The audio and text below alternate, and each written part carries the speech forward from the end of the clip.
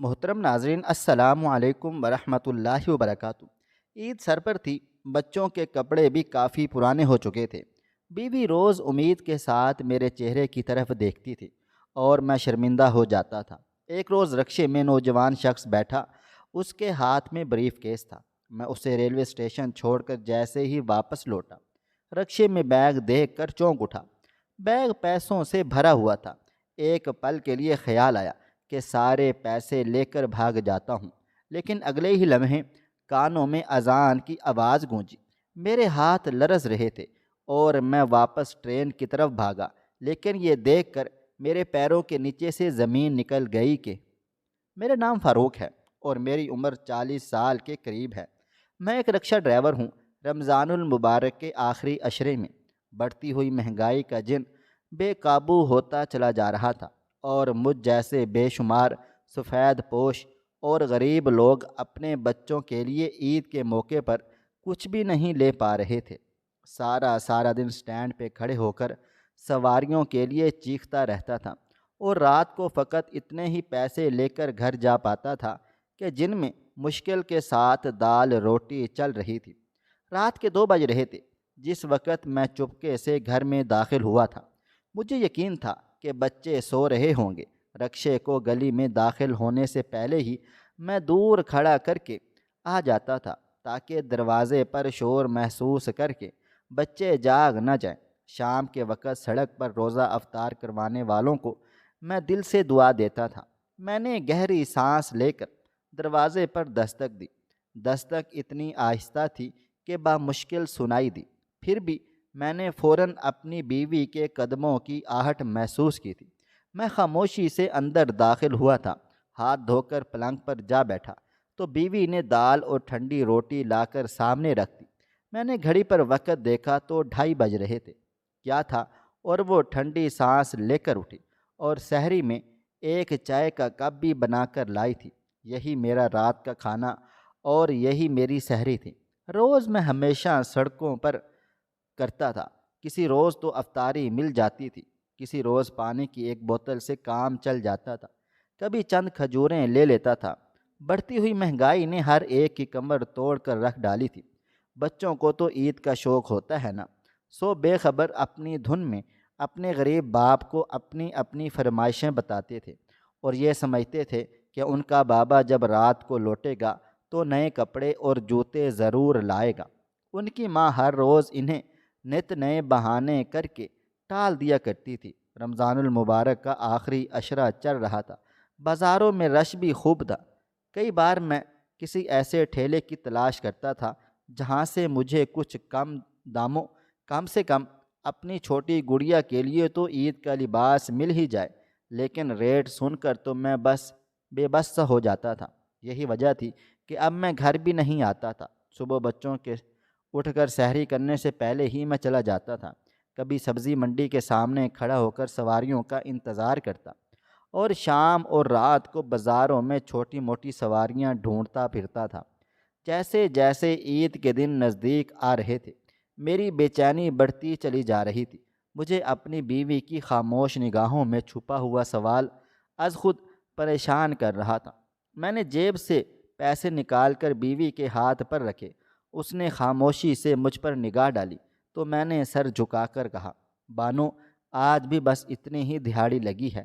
بہت کوشش کر رہا ہوں کہ کچھ زیادہ کما کر بچوں کے کپڑوں کا انتظام کر دوں، لیکن پتہ نہیں اس بار کیا وجہ ہے، نہ تو کمائی ہو رہی ہے اور نہ ہی بچت۔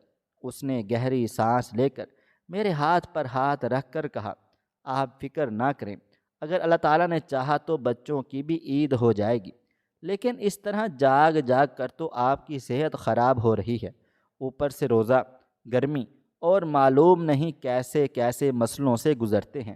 آپ دن بھر صرف آپ کے بارے میں ہی سوچتی رہتی ہوں۔ آج سحری کر کے کچھ دیر آرام کر لیں، میں بچوں کو سمجھا دوں گی، وہ سوال نہیں پوچھیں گے اور نہ ہی پریشان کریں گے۔ میں نے محبت بھری نگاہ سے اس صبر والی عورت کا چہرہ دیکھا جو میرے ہر مشکل وقت میں میرے ساتھ کھڑی تھی۔ شادی کے بعد مجھے یاد نہیں پڑتا کہ میں نے کبھی اس عورت کے لیے کچھ ایسا کیا ہو جو اس کی خواہشوں کے مطابق ہو۔ میں شروع دن سے ہی بس کھینچ تان کر پہلے اپنی ماں باپ کا پیٹ بھرتا تھا، اب امی ابو کے انتقال کے بعد بیوی اور بچوں کا۔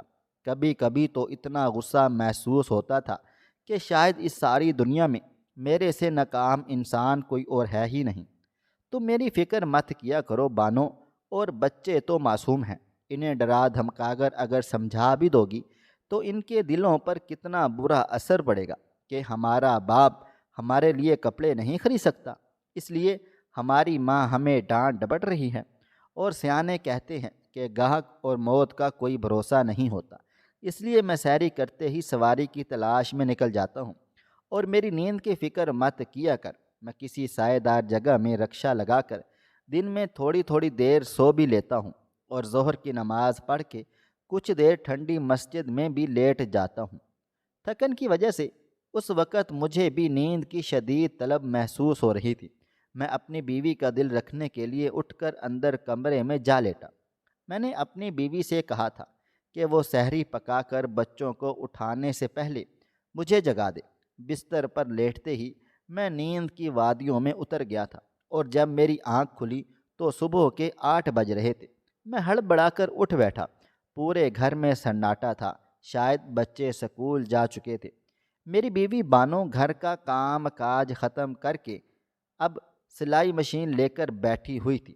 میں بستر سے اٹھ کر برآمدے میں اس کے پاس جا بیٹھا اور کہنے لگا، ارے تم نے مجھے جگایا کیوں نہیں؟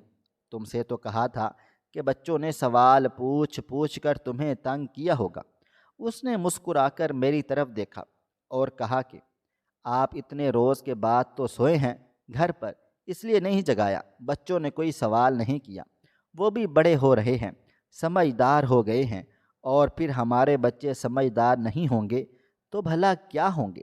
اور یہ پڑوس والی خالہ نے اپنے 2 جوڑے دیے ہیں سینے کے لیے، میں نے ان سے کہا ہے اگر سلائی پسند ہو تو مجھے 1-2 جگہ سے اور بھی سلائی کے کپڑے لے دیجئے۔ بڑے بیٹوں کے نہ صحیح، گڑیا اور فاطمہ کے کپڑے تو سلائی ملنے پر بھی آ سکتے ہیں۔ وہ سر جھکا کر سلائی کر رہی تھی اور میں اسے دیکھ رہا تھا۔ اللہ تعالیٰ سے دعا کرتا ہوا میں اس روز گھر سے نکلا اور اپنے ساتھ یہ عہد کیا کہ چاہے کچھ بھی ہو جائے میں آج کام سے اتنے پیسے کما کر ضرور لے جاؤں گا کہ بچوں کے کپڑے یا جوتے خرید سکوں۔ میں نے ہر جگہ پر کھڑے ہو کر سواری کے لیے آوازیں دی، لیکن سواریاں مجھے ملی بھی، لیکن رش کی وجہ سے ایک سواری اٹھاتے ہوئے میں غلط جگہ پر کھڑا ہو گیا، اور اسی وقت ٹریفک کے وارڈن میرے سر پر پہنچ گیا۔ انہوں نے نہ صرف مجھے تھپڑ مار کر ذلیل کیا بلکہ روزے کے ساتھ بھی ان کی بے شمار گالیاں سنتا رہا۔ رہی سہی کسر چلان نے پوری کر ڈالی۔ میرے رکشے میں اس وقت بھی سواری بیٹھی تھی۔ مجھ سے اپنی تذلیل برداشت نہیں ہوئی۔ وہ لوگ اتر کر چلے گئے اور میں بامشکل اپنا رکشہ وہاں سے نکال کر ایک ویران جگہ پر کھڑا ہو گیا اور خوب پھوٹ پھوٹ کر رو دیا۔ ایک مرد بھی کتنا بے بس ہو سکتا ہے، میں نے اس کا اندازہ کر لیا تھا۔ جی چاہ رہا تھا کہ منہ سر لپیٹ کر گھر جا کر سو جاؤں، لیکن ہائے یہ ضرورتیں انسان کو کیسا کیسا وقت دکھا دیتی ہیں۔ اس وقت عصر کی اذان ہو رہی تھی جب میں دوبارہ سے اپنی ٹوٹی ہوئی ہمت جمع کر کے سٹینڈ کی طرف جا رہا تھا۔ راستے میں ایک گاڑی سڑک پر کھڑی تھی، یوں لگ رہا تھا جیسے گاڑی خراب ہو گئی ہے۔ ان لوگوں نے مجھے ہاتھ کے اشارے سے روکا تو میں فوراً رک گیا تھا۔ گاڑی میں ایک فیملی تھی اور ایک نوجوان شخص تھا۔ وہ فیملی اس نوجوان کو ریلوے اسٹیشن چھوڑنے کے لیے جا رہی تھی۔ گاڑی خراب ہو چکی تھی اور ٹرین پہنچنے ہی والی تھی۔ ان لوگوں نے مجھے کہا کہ جلد از جلد ریلوے اسٹیشن پہنچا دو۔ میں نے ٹائم چیک کیا اور خوشی خوشی اس سواری کو لے کر ریلوے اسٹیشن کی طرف نکل کھڑا ہوا۔ سارے راستے وہ نوجوان لڑکا مجھے رکشہ جلدی چلانے کا کہتا رہا۔ معلوم ہوا کہ وہ اپنے چچا کے گھر آیا ہوا تھا اور اب کراچی جا رہا تھا۔ ایک کپڑوں کا بیگ تھا اور دوسرے ہاتھ میں ایک بریف کیس تھا۔ میں نے جیسے ہی ریلوے اسٹیشن پر رکشہ لگایا، دور سے ٹرین کی آواز آنے لگی۔ میں نے اس نوجوان کا بیگ اٹھایا اور اسے کہا کہ وہ اپنا باقی سامان اٹھا لے، اور تیزی سے بھاگتے ہوئے اسٹیشن کی طرف دوڑ پڑا تھا۔ میں ساتھ ساتھ پیچھے مڑ کر بھی دیکھ رہا تھا۔ اس نوجوان کو اس کی مطلوبہ بوگی تک پہنچا دیا تو اس نے خوش ہو کر کرائے کے علاوہ مجھے 2,000 روپے نکال کر دے دیے تھے۔ میں اس کی طرف حیرت سے دیکھنے لگا تو وہ کہنے لگا، بھائی جان اپنے بچوں کے لیے عید کا کچھ لے جانا۔ میں خوشی سے اس کی طرف ہاتھ ہلانے لگا اور ٹرین نے اسٹیشن چھوڑ دیا۔ میں دل ہی دل میں اس نوجوان کو دعائیں دیتا ہوا، اپنے رب کا شکر ادا کرتا ہوا جیسے ہی اپنے رکشے تک پہنچا اور رکشے کو سٹارٹ کرنے کے لیے سیدھا کیا تو یہ دیکھ کر میں حیران و پریشان رہ گیا کہ اس نوجوان کا بریف کیس تو رکشے کی پچھلی سیٹ کے نیچے پڑا ہوا تھا۔ ٹرین کی طرف نظر دوڑائی تو وہ تو بالکل غائب ہو چکی تھی۔ نہ تو مجھے اس نوجوان کا نام یاد تھا اور نہ ہی جن لوگوں نے اسے میرے رکشے میں سوار کروایا تھا یہ معلوم تھا کہ وہ لوگ کہاں رہتے ہیں۔ میں نے وہ بیگ آ کر جیسے ہی اسے کھولنے کی کوشش کی تو وہ فوراً سے کھل گیا اور یہ دیکھ کر میری آنکھیں پھٹی کی پھٹی رہ گئی تھیں کہ وہ بیگ نوٹوں سے بھرا ہوا تھا۔ میرے ماتھے پر پسینے کی بوندیں چمکنے لگی۔ میں نے ڈر کر ادھر ادھر دیکھا کہ کہیں کوئی میری طرف دیکھ تو نہیں رہا، لیکن اب اسٹیشن خالی ہو چکا تھا۔ میرے دل نے مجھے فوراً اکسایا کہ فاروق احمد سوچتا کیا ہے، یہ بیگ لے کر فوراً یہاں سے غائب ہو جا اور ہو سکے تو یہ شہر ہی چھوڑ جا۔ نہ تو قسمت بار بار مہربان ہوتی ہے اور نہ ہی دوسرا موقع دیتی ہے۔ اس موقع سے بھرپور فائدہ اٹھا۔ ویسے بھی تو نے یہ پیسے چوری نہیں کیے بلکہ وہ نوجوان خود بھول کر گیا ہے، اور ہو سکتا ہے کہ وہ اتنا دولت مند ہو کہ اسے ان پیسوں کی غیر موجودگی سے کچھ زیادہ فرق نہ پڑے۔ میں نے اندر کشمکش جاری تھی۔ میرے ضمیر مجھے اس بات پر ملامت کر رہا تھا اور دل مجھے بار بار یہ پیسے ہڑپ کرنے پر اکسا رہا تھا۔ انہی سوچوں میں مغرب کی اذان کا وقت ہونے لگا تھا۔ میری جیب میں اس نوجوان کے دیے ہوئے پیسے موجود تھے۔ میں نے احتیاط کے ساتھ بریف کیس کو بند کیا، سنبھال کے رکھا اور گھر کی طرف روانہ ہو گیا تھا۔ میں نے بچوں کے لیے ان کی من پسند افطاری لے لی تھی اور رمضان المبارک میں یہ پہلا روزہ تھا کہ میں روزہ گھر پر افطار کرنے کے لیے جا رہا تھا۔ دروازے پر دستک دی تو میرے چھوٹے بیٹے نے بھاگتے ہوئے دروازہ کھولا اور میرے ہاتھ میں سامان دیکھ کر خوشی سے ناچنے لگا تھا اور اپنی ماں کو زور زور سے پکار کر بتانے لگا۔ میری بیوی نے صحن کے بیچوں بیچ میں صف بچھا کر دسترخوان لگا رکھا تھا۔ تھوڑے سے پکوڑے، کھجوریں، پانے اور اس نے بچوں کے لیے آلو کے چاول بنا کر رکھے ہوئے تھے۔ میں اچھی طرح سے جانتا تھا کہ اسے آج ضرور سلائی کے پیسے ملے ہیں، ورنہ رمضان میں ہمارے گھر میں اتنا اہتمام ہو ہی نہیں سکتا تھا۔ میں وضو کر کے دسترخوان پر جا بیٹھا۔ تھوڑی ہی دیر میں اذان کی صدا بلند ہوئی تو میں نے اور میرے بیٹوں نے روزہ افطار کیا اور جلدی جلدی اٹھ کر نماز ادا کرنے کے لیے مسجد کی طرف نکل گئے۔ جب میں نماز پڑھ کر لوٹا تو میری بیوی نے چائے تیار کر کے رکھی تھی۔ میں نے چائے پی اور بستر پر لیٹ گیا۔ میرے ذہن میں مسلسل یہی چل رہا تھا کہ میں ان پیسوں کے بھرے ہوئے بیگ کا کیا کروں۔ میرے بچے روزہ افطار کر کے نماز پڑھ کر کچھ دیر کے لیے پڑوس میں اپنے دوست کے گھر جا کر کھیلنے کودنے لگ گئے تھے اور ہم میاں بیوی کمرے میں اکیلے تھے۔ پہلے محسوس کیا کہ بانو کے چہرے پر کشمکش کے تاثرات ہیں۔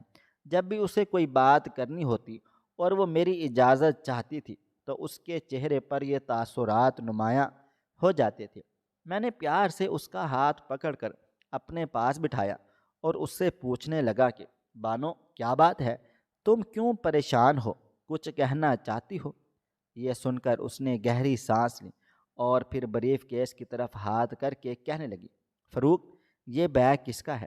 میں نے غلطی سے اسے کھول کر دیکھ لیا تھا، کہیں آپ نے کسی کے ساتھ کوئی دھوکہ تو نہیں کیا یا کسی غلط کام میں تو ملوث نہیں ہو گئے؟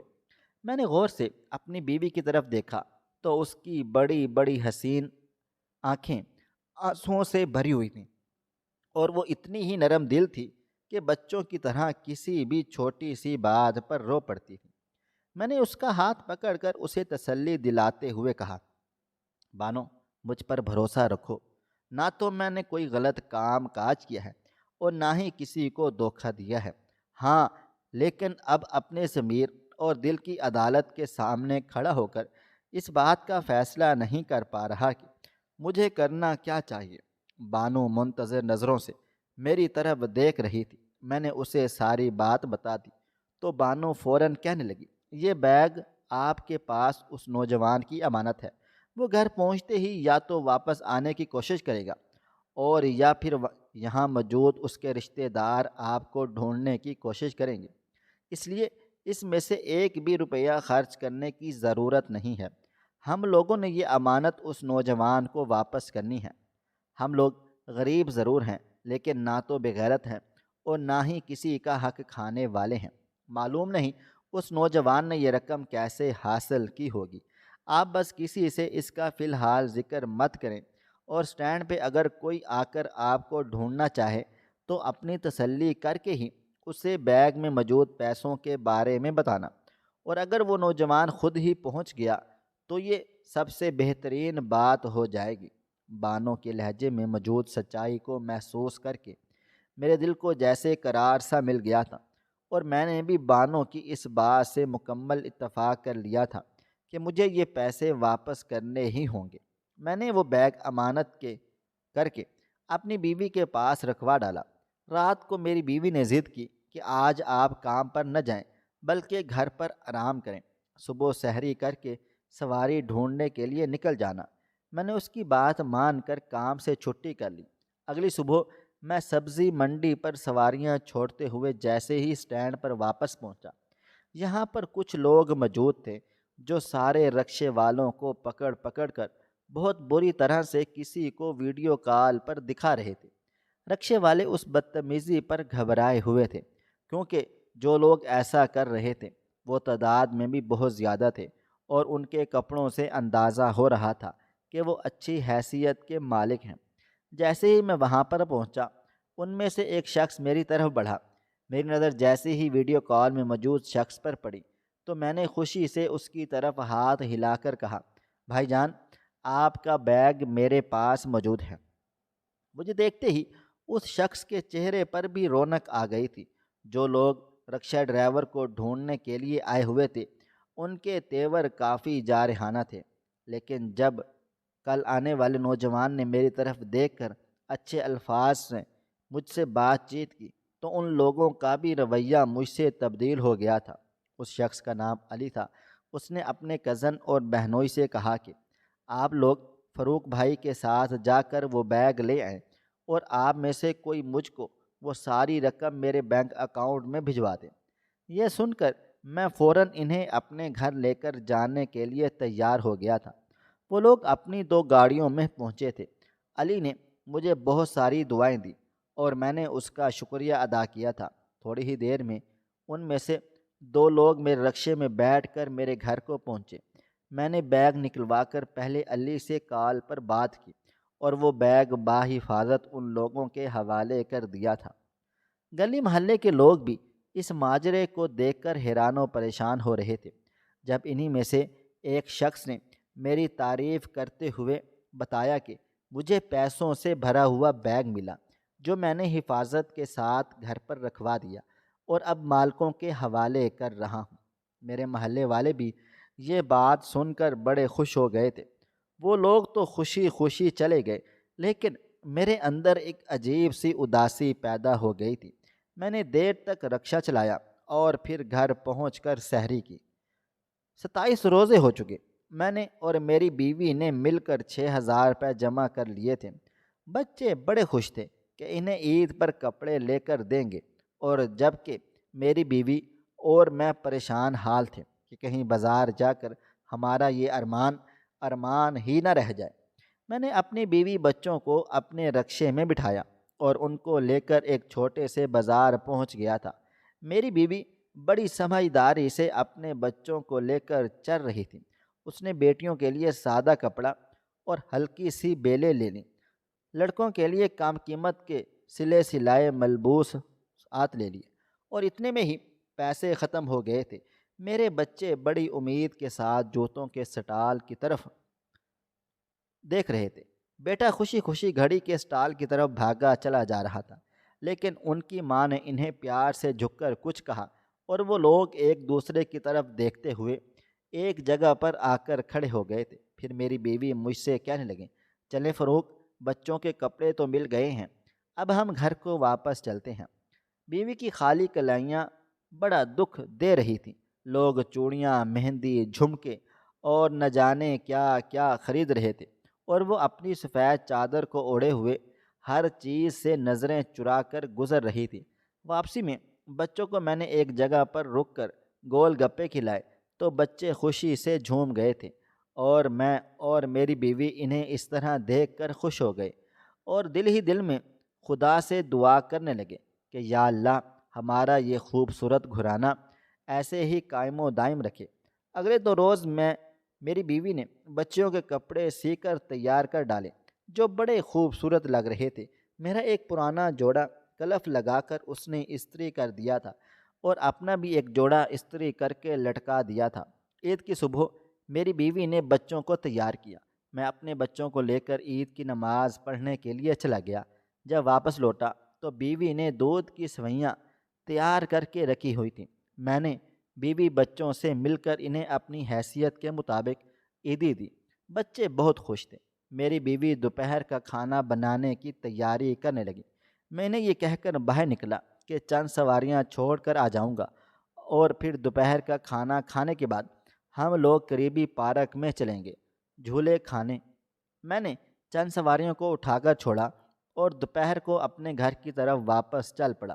میرے فون پر مسلسل کسی اجنبی نمبر سے کال موصول ہو رہی تھی۔ میں نے رکشے کو سائڈ پر لگا کر جیسے ہی کال اٹینڈ کی، دوسری طرف کال پر علی شیخ تھا۔ اس کے بہنوئی جاتے ہوئے میرا نمبر لے کر چلے گئے تھے۔ اس نے مجھے عید کی مبارکباد دی تو میں حیران و پریشان رہ گیا، اور خوشی بھی ہوئی۔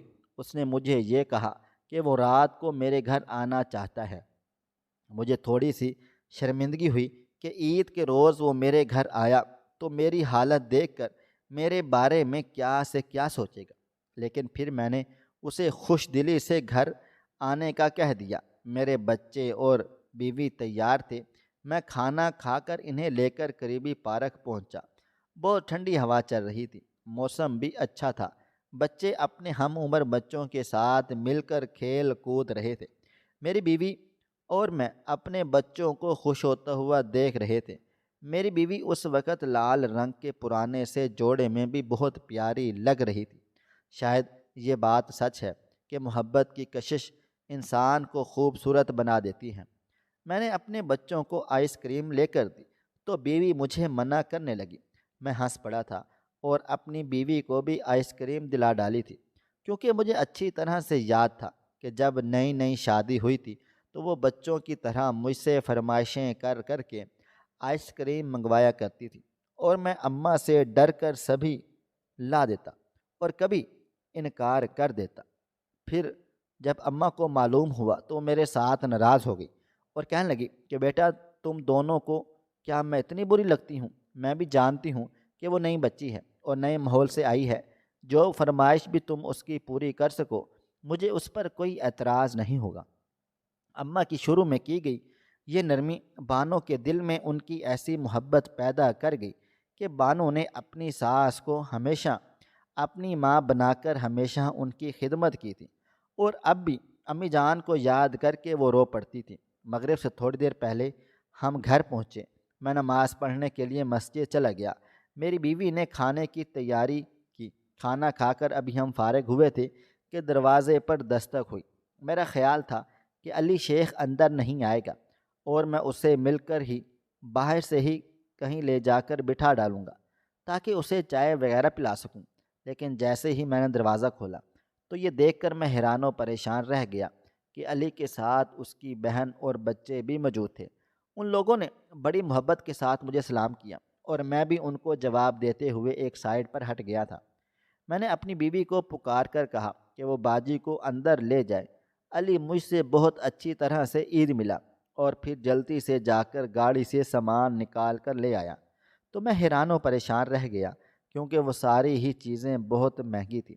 میں نم آنکھوں سے شکریہ ادا کرنے لگا تو وہ محبت سے بولا کہ بھائی جان، شکریہ تو مجھے آپ کا اس ادا کا کرنا چاہیے جس نے مجھے پیسے میرے ایمانداری سے لٹا دیے۔ وہ پیسے میں نے اپنا مکان بیچ کر جمع کیے تھے اور مجھے اپنے کاروباری معاملات میں لگانے تھے۔ تمہاری جگہ کوئی اور ہوتا تو سمجھو کہ ساری عمر کی جمع پونجی تھی، اور وہ ساری رقم میں تمہیں بتا بھی نہیں سکتا کہ تم نے میرے اوپر کتنا بڑا احسان کیا ہے۔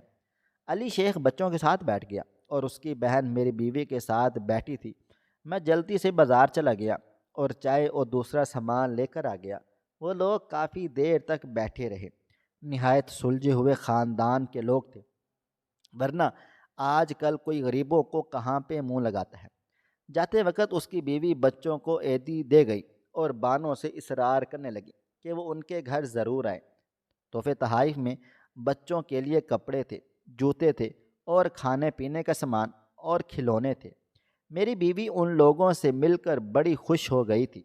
چند روز گزرے کہ علی بھائی نے مجھے فون کر کے کہا کہ فروخ بھائی، میں کچھ پیسے بھیج رہا ہوں، آپ ایسا کریں کہ اپنا پاسپورٹ بنوائیں۔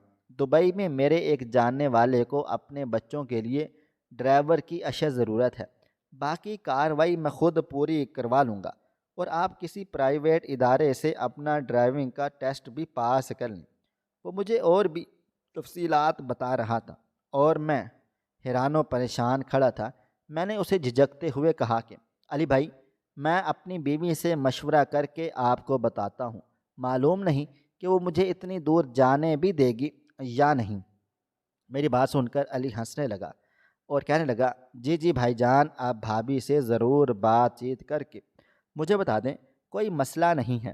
میں اسی وقت گھر پہنچا اور بانو کو جب بتایا تو بانو پہلے الجھن سے مجھے دیکھنے لگی اور پھر لرزتی ہوئی آواز میں کہا، اگر بچوں کے بہترین مستقبل کے لیے کچھ سال آپ کو ان سے دور جانا پڑے تو میرے خیال میں یہ فیصلہ ان کے مستقبل کے لیے اچھا رہے گا۔ میرا خود کا بھی دل یہی چاہ رہا تھا، لیکن میں بانو کے مشورے کے بنا کوئی کام کاج کرنا نہیں چاہتا تھا، کیونکہ اکیلے بچوں کی پرورش کرنا بھی ایک نہایت مشکل کام ہے۔ اور 3 مہینے بعد میں دبئی پہنچ گیا تھا۔ یہ ایک پاکستانی فیملی تھی، کئی برسوں سے یہاں مقیم تھے، اور ان کا ڈرائیور کچھ روز پہلے ہی پاکستان چلا گیا تھا۔ زیادہ عمر ہونے کی وجہ سے وہ نوکری چھوڑ کر چلا گیا۔ اب انہیں ایک قابل بھروسہ اور شریف انسان کی اشد ضرورت تھی۔ ان لوگوں نے میرا بڑا خیال رکھا اور مجھے بہت کچھ سکھایا۔ جب مہینے کے دن میرے ہاتھ میں میری تنخواہ آئی تو میں نے اللہ تعالیٰ کا لاکھ لاکھ شکر ادا کر کے رونے لگا۔ میں نے کبھی خواب میں بھی نہیں سوچا تھا کہ مجھے کبھی اتنی بہترین تنخواہ کی نوکری بھی مل جائے گی، اور کبھی میرے بچے بھی ایک اچھی زندگی گزارنے کے قابل ہو جائیں گے۔ میں نے پہلی فرصت میں رقم گھر بھیجنے کا انتظام کیا اور اپنی بیوی کو کال کی، وہ بھی بڑی خوش تھی۔ میرے بچے اچھے سکول میں جانے لگ گئے تھے۔ میری بیوی نے سب سے پہلے تھوڑے تھوڑے پیسے جمع کر کے اسی مکان کی مرمت کروا کر اسے بہتر کروا لیا تھا، اور پھر بچوں کی اچھی تعلیم پر خرچ کرنے کے باوجود بھی وہ گھر کا خرچہ چلانے کے ساتھ ساتھ اس رقم کو جمع بھی کرتی جاتی تھی، اور کہتی کہ کبھی بھی کوئی مشکل وقت آیا تو کم سے کم اتنا تو ہونا چاہیے کہ ہم اس سے کوئی چھوٹا موٹا کاروبار کر سکیں یا پھر کچھ بہتر کر سکیں۔ میں نے دبئی کے مالکان بہت اچھے تھے، مجھے ہر سال 10 روز کی چھٹیوں پر گھر بھی بھیج دیا کرتے تھے، اور ہر سال میری تنخواہ میں بھی اضافہ کرتے رہتے تھے۔ علی شیخ سے بھی میرا برابر رابطہ رہتا تھا۔ ہزاروں اور لاکھوں کی تعداد میں لوگ ہمیں ملتے ہیں، لیکن کچھ لوگ ہی ایسے ہوتے ہیں جنہیں ہم ساری عمر یاد رکھتے ہیں، اور علی شیخ انہی لوگوں میں سے ایک تھا۔ دیکھتے ہی دیکھتے 15 سال کا عرصہ گزر گیا۔ میرے بچے اچھے کالجز میں پڑھ لکھ رہے تھے۔ میری بیوی نے گھر پر ہی ایک چھوٹا سلائی کا یونٹ بھی لگا لیا تھا، جو دیکھتے ہی دیکھتے اب کارخانے کی طرف بڑھتا ہی چلا جا رہا تھا۔ میری دونوں بیٹیاں اور بیٹے بھی اپنی ماں کا ہاتھ بٹاتے تھے، اس کے کام کاج کو دیکھتے تھے۔ میں نے بانو کو مشورہ دیا کہ وہ اب ایک بڑا گودام جیسا مکان لے کر اپنے سلائی کے یونٹ کو وہاں شفٹ کر ڈالے۔ علی نے اس سارے عرصے میں میری بیوی کا ایک سگے بھائی کی طرح خیال رکھا تھا، اور پورے 20 سال کے بعد جب میں اپنی ڈرائیونگ کی نوکری چھوڑ کر پاکستان پہنچا تو میری بیوی نے میرے بچوں کو اس قابل بنا دیا تھا کہ میں ان پر فخر کر سکوں۔ پردیس کی یہ زندگی میں نے جس آس امید پر گزاری تھی کہ اللہ تعالیٰ نے مجھے اس کا بہترین صلہ عطا کر دیا تھا، میں اپنے سارے بچوں کو بھی ہمیشہ ایمانداری سے زندگی گزارنے کا ہی سبق ہی دیتا ہوں، اور انہیں یہ بھی بتاتا رہتا ہوں کہ بے ایمانی سے کمائے ہوئے لاکھوں میں بھی برکت نہیں ہوتی، اور ایمانداری کے چند ہزار روپے ہی انسان کے لیے کافی ہو جاتے ہیں۔ رزق حلال کی برکت سے میرے دونوں بیٹے ہی فرما بردار ہیں۔ مجھے جب بھی وہ لمحہ یاد آتا ہے، میں خدا کا لاکھ لاکھ شکر ادا کرتا ہوں کہ اس روز اس نے مجھے آزمائی سے بچا کر سرخرو کر دیا تھا۔ اگر اس روز میں اپنے دل کے اکسانے پر وہ پیسے واپس نہ لوٹاتا تو شاید یہ کامیابی اور خوشیاں مجھے کبھی بھی نصیب نہ ہوتی۔ محترم ناظرین، آپ کو آج کی کہانی کیسی لگی؟ کمنٹ باکس میں اپنی رائے کا اظہار ضرور کریں۔ خواہش صرف اتنی ہے کہ کچھ الفاظ لکھوں جس سے کوئی گمراہی کے راستے پہ جاتے جاتے رک جائے، اور نہ بھی رکے تو سوچ میں ضرور پڑ جائے۔ پیارے دوستوں، امید کرتا ہوں کہ آپ کو یہ ہماری کہانی پسند آئی ہوگی۔ کہانی پسند آئی ہو تو ویڈیو کو لائک کریں، کومنٹس کریں، شیئر کرنا بالکل بھی نہ بھولیں، اور ہاں، اگر آپ لوگ اس چینل پر نئے ہیں تو اس چینل کو سبسکرائب ضرور کر لیجئے گا اور نوٹیفیکیشن کو ضرور دبا دیجئے گا تاکہ آنے والی کہانی سب سے پہلے آپ کو مل سکے۔ ملتے ہیں کل ایک نئی اور دلچسپ کہانی کے ساتھ، تب تک اپنا ڈھیر سارا خیال رکھیے گا۔ اللہ حافظ۔